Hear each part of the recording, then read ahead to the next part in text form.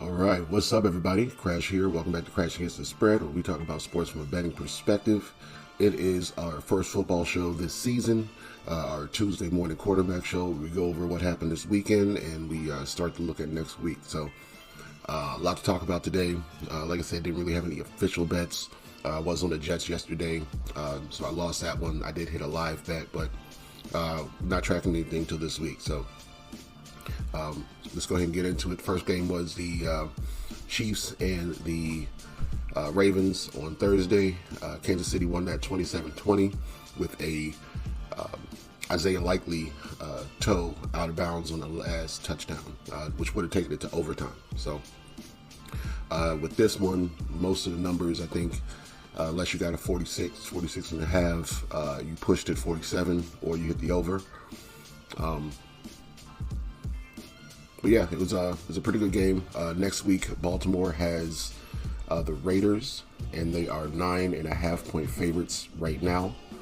And the Kansas City Chiefs have the Bengals, and they're 6-point favorites. So, looking at it right now, unless Joe Burrow can get right, and then you get Jamar Chase right, I would say Kansas City should be the play in that one. And Raiders don't look good right this second. Gardner Minshew is their quarterback. He still threw for 257 yards yesterday, but they lost the game to the Chargers 22-10. So 9.5 points is a lot. We'll see where the line moves to later on in the week. Green Bay and Philly, they played in Brazil. Jordan Love actually got hurt at the end of that game. And I hear it might be turf related, but it was a sprain, MCL sprain. So he'll be out for a little bit, but not a season-ending injury. So, but Philly won 34-29. If you watched Hard Knocks, you know that the owner of the Giants is having a hard time sleeping after seeing Saquon score 3 touchdowns in that game. But that's where they're at. They let him go. So next week, Green Bay is at home against the Colts, who look pretty good. They lost by 2 to the Texans. Divisional win for the Texans there. They didn't look bad, so still put up a lot of points. This total might be too low in that case. Green Bay just put up 34. Indianapolis just put up 27. We got a total of 41 right here, so that might be where we're looking towards for next week. Obviously, the Green Bay defense had issues with Philly, so I'm not saying that the Colts are the Eagles, but issues are issues. We have Steelers at the Falcons. Justin Fields starting. Wilson out with a calf injury. Under was definitely the play. Everything about the Falcons was new. Completely new shiny toy there, and they might not have it under control yet. So Kirk Cousins doesn't look like he's 100%, and the Falcons have a really hard schedule up until week 6 when they play the Panthers. So not looking good for them thus far. Next week, the Steelers play the Broncos, so that is a chance for Russell Wilson, if he's ready to start against the team that traded him for a loss on their cap. So that game is Sunday at 4. It's one of the 4 o'clock games. But Denver is home underdogs to Pittsburgh, and that probably has something to do with the play of Bo Nix, who didn't look terrible. He just didn't look comfortable yet. So, but I like Bo. I got him in one of my fantasy leagues, hoping that he can make some things happen later on this year. But total is 36.5 for this game right here, and as of right now, I think that's way too low. I know what the Steelers defense just did. I just think Sean Payton is going to have his boys a little more ready than that this week. So be looking at that. 36.5 is pretty low. I expect it to probably get bet up just because the public likes overs, and that's the lowest total on the board, it looks like right now.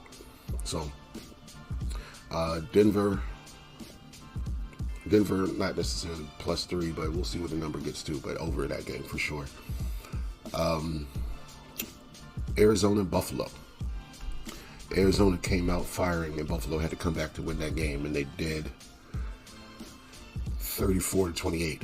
And there was a shot for Arizona to win at the end of the game. So, close game, nonetheless.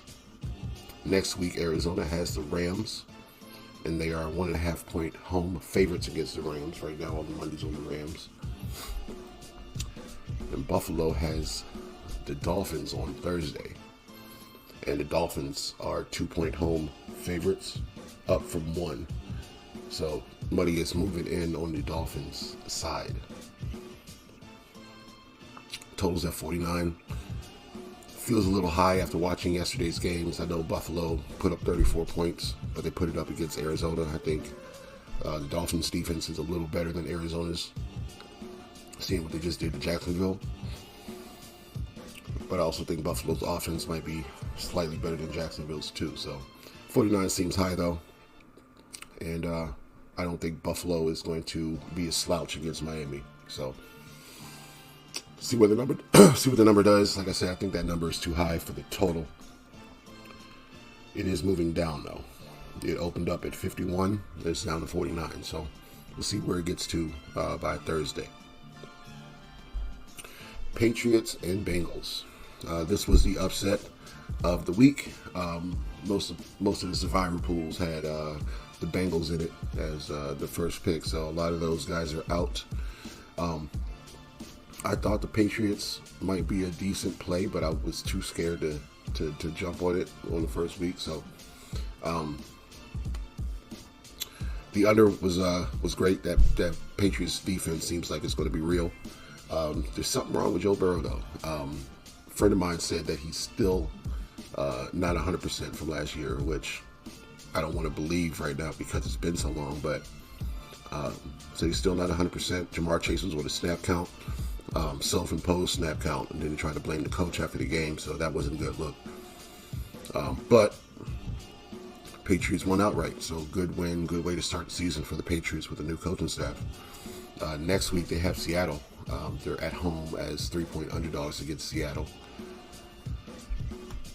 And the Bengals, like we said, have the Chiefs. So Bengals got a lot to work on before they can really make some moves here. So they got the Chiefs, the Commanders, Panthers, Baltimore. So there's 2 get-right games in the middle, but the Chiefs and Baltimore surrounding it might be a little rough. So we'll see how that works out next week. Chiefs versus Bengals.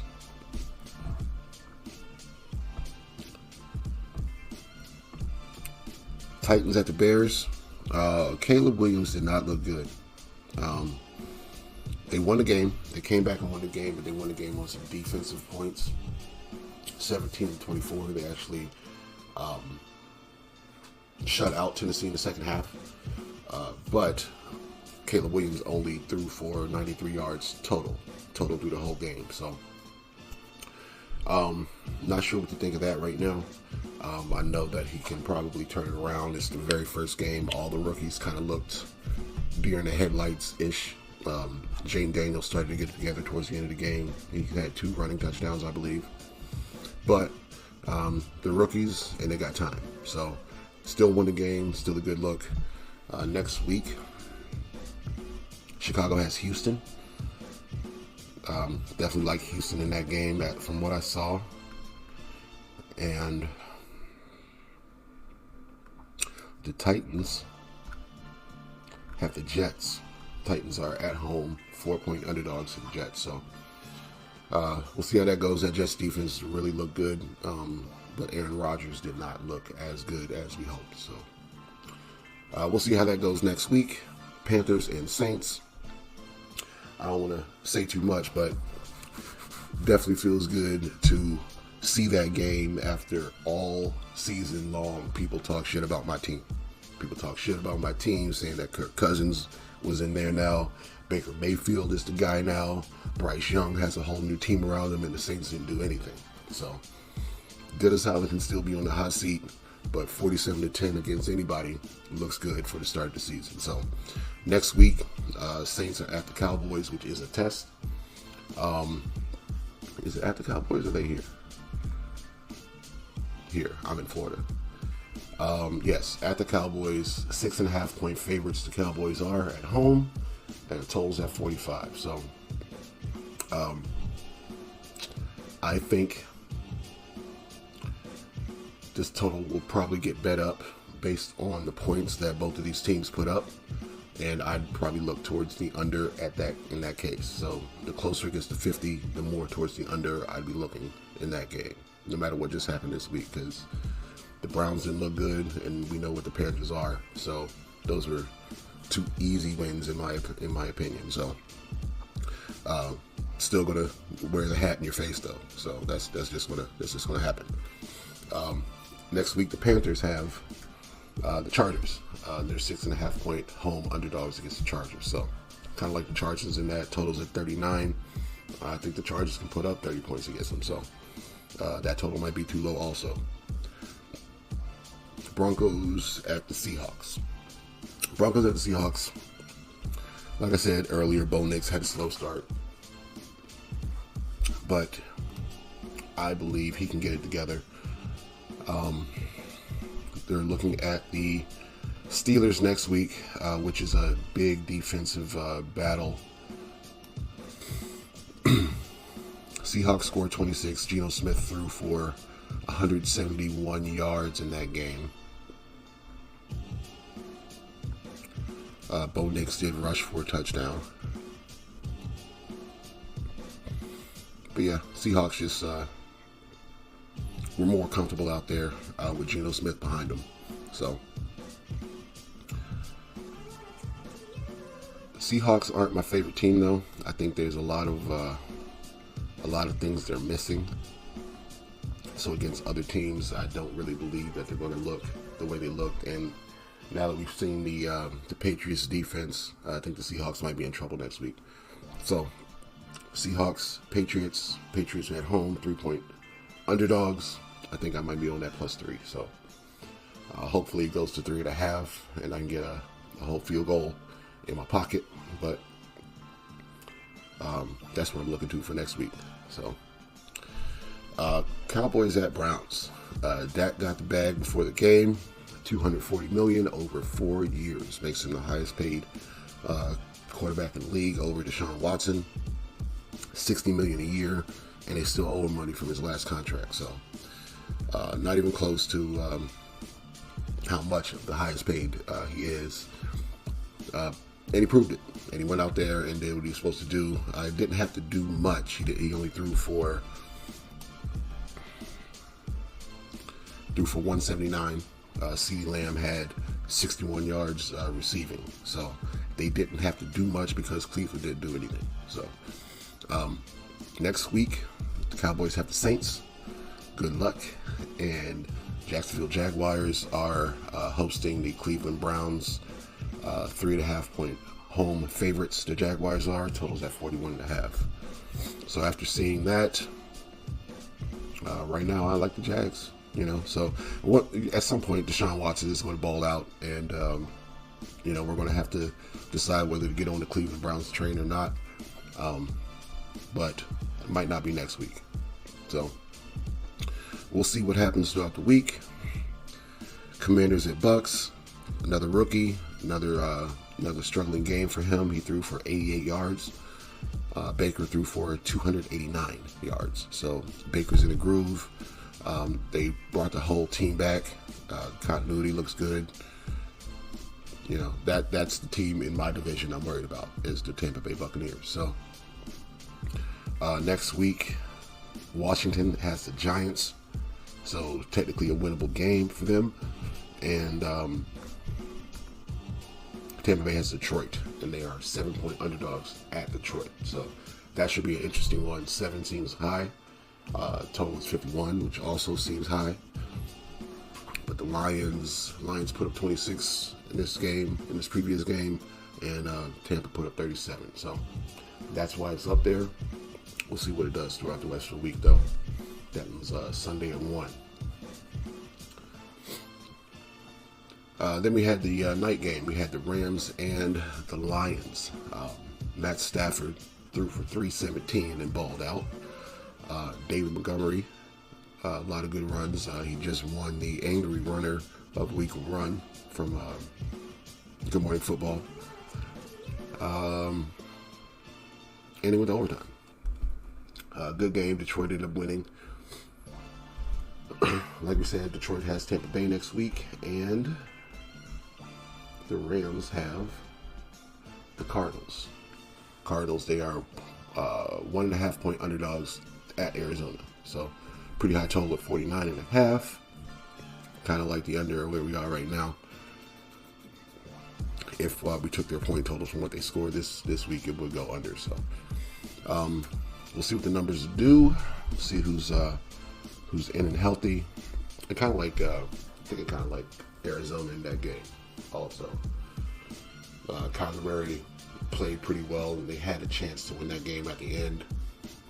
I think they might be able to get the Rams in that one. And it's a divisional game too. So Jets at the 49ers was the Monday night game, and we saw a struggling Aaron Rodgers. And I think that this might be because he hasn't played a meaningful game in 2 years. Of course, he's been at practice with everybody, but this situation is not practice, so it always takes a little bit of time. And we can say the same thing for Joe Burrow. Maybe say the same thing for Daniel Jones. Maybe say the same thing for Kirk Cousins. So in situations where there's 3 preseason games now and the starters didn't play any snaps in preseason to get that full speed run, that slow start is inevitable. So I think he'll be better next week. As far as Aaron Rodgers goes, he has the Titans with Will Levis, and I think that's going to be an easier match than San Francisco. San Francisco looked good. They looked a lot better than I thought they were going to look.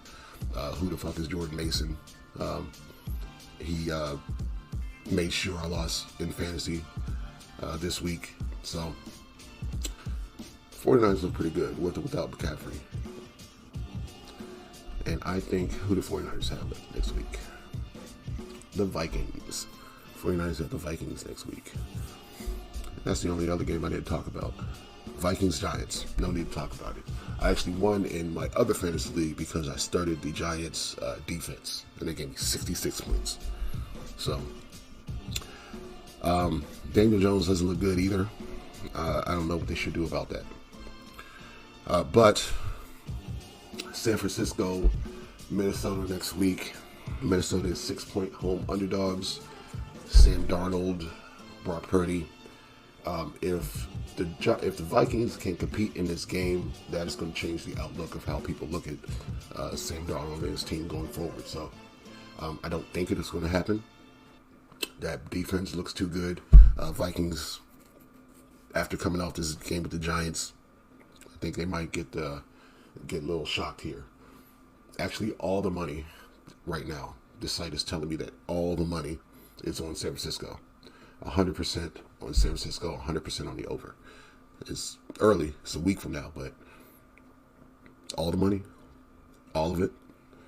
So that's where it's at. That's what we're looking at for next week. On Thursday, I will do a video for the Buffalo-Miami game, where the line is, what I'm picking, and things of that nature for that game. So we'll get more adept into it then. But other than that, that was it. And we will get back into it on Thursday for the Thursday night football game. So we'll see you then. Talk to you soon.